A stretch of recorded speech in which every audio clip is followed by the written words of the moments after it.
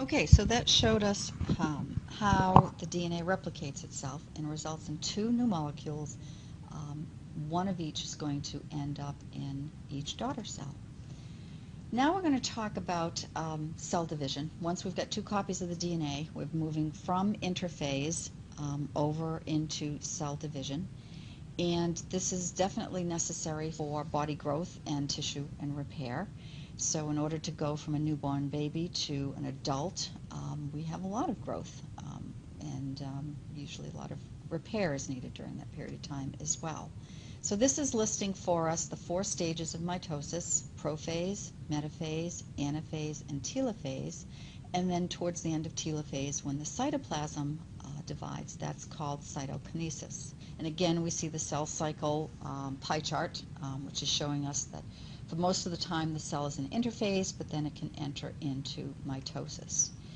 I'm not going to show that animation, but I am going to just quickly go to the picture of the prophase. And I'm doing this part quickly mostly because you spent time looking at this in lab. There will be questions on mitosis on the exam in both lecture and lab. So let's just quickly go over what we find in each of the four mitotic stages. In early prophase, you see the centrioles starting to move into opposite poles of the cell. You also see that the chromosomes are starting to condense, so if they're stained, we can see them more easily. And the difference between early prophase and late prophase: in late prophase, the centrioles have migrated to opposite ends of the poles of the cell and started to produce the microtubules that are mitotic spindles. And the nuclear membrane has graded, and the chromosomes have completed condensing, and they're very obvious in the center of the cell. In metaphase, what we find is that all of the chromosomes line up on the equatorial plane. They attach to the spindles, and the spindles attach to centromeres, which are proteins that are linking the two daughter chromosomes that have been produced, making two copies of each chromosome.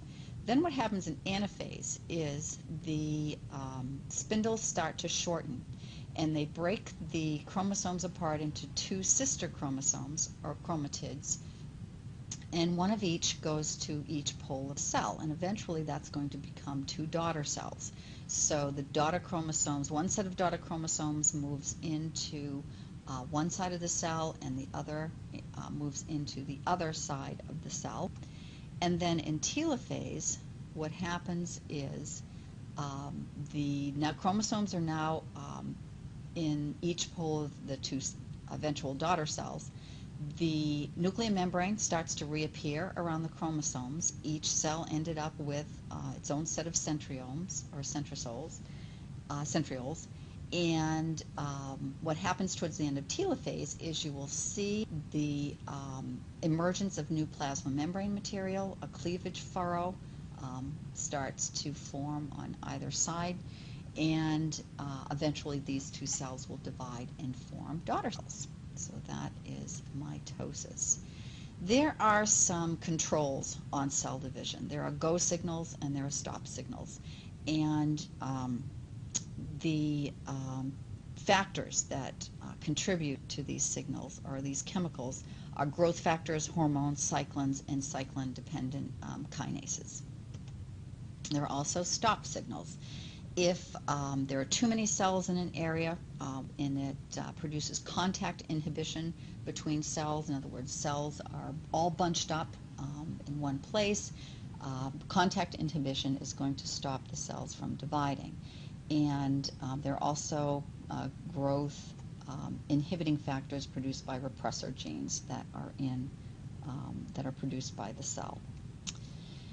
Okay, now we're going to enter into the last topic we're going to talk about, but it's quite a complex topic. It's called protein synthesis, and protein synthesis is obviously making proteins. And we talk about it at this juncture because it involves understanding the role between DNA and the organelles in the cell. We need to have an appreciation for the fact that our chromosomes contain DNA. The human body has 46 chromosomes. They exist in 23 pairs, and each one of those chromosomes probably has somewhere around 1,000 genes. And what we need to gain an appreciation for is that one gene has the information, or is the blueprint for making one polypeptide chain or one protein. And there's a whole vocabulary associated with making proteins. And one of the things we're going to learn is that there are words associated with DNA. 3 bases in DNA makes up what we call a triplet, and that's considered a word in protein synthesis. That triplet is going to be, that information in the triplet is going to be passed on to a molecule of messenger RNA, and the messenger RNA molecule is going to be the segue molecule between the nucleus and the site of protein synthesis, which takes place at the ribosome.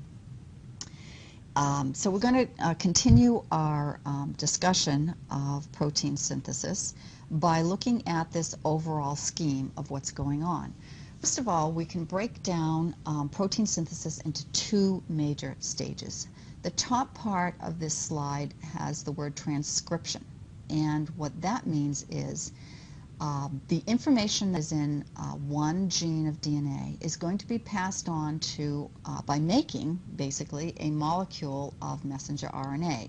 Sometimes the messenger RNA is made in a precursor form, some of the bases to be removed from it, and so we call that pre-RNA, and after RNA processing we get our final messenger RNA molecule. Now the DNA is very important, so it's not allowed to leave the nucleus, yet protein synthesis takes place out in the cytoplasm of the cell, either at a free ribosome in the cytoplasm or up against the endoplasmic reticulum.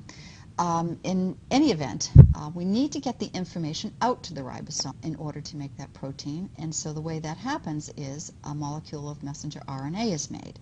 Once that's made, the messenger RNA molecule leaves the nucleus, the nucleopore, goes out and binds to a ribosome, and the information to make one protein is there. And we have to keep in mind that proteins are made up of amino acids. Remember, there's 20 amino acids, and so proteins are a sequence of amino acids all chemically bonded by peptide bonds to make that protein. So we talked about transcription, that's the making of the messenger RNA molecule. Translation then is the second part of protein synthesis, and that is when the information that's in messenger RNA results in the making of a protein or a polypeptide chain during the translation part of this process at the ribosome. There are 3 types of RNA that are involved from start to finish with protein synthesis. We've already talked about the existence of messenger RNA. That's the molecule that has the information from one gene in DNA.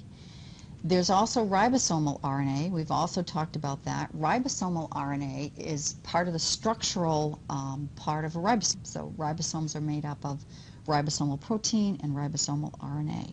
So we've talked about 2 of the 3 types of RNA. The third type of RNA is called transfer RNA.